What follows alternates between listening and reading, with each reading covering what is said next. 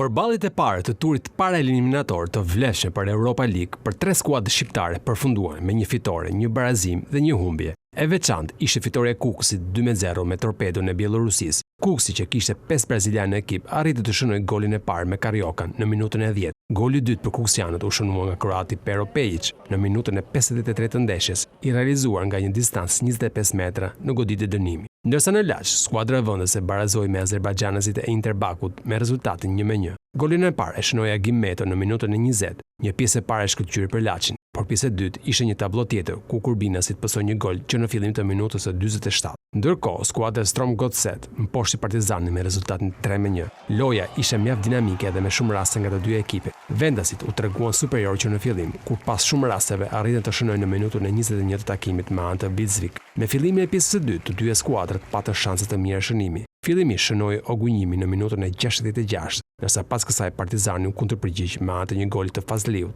Në minutën e 72 shënuan sërish vendasit me anë të Bizvik.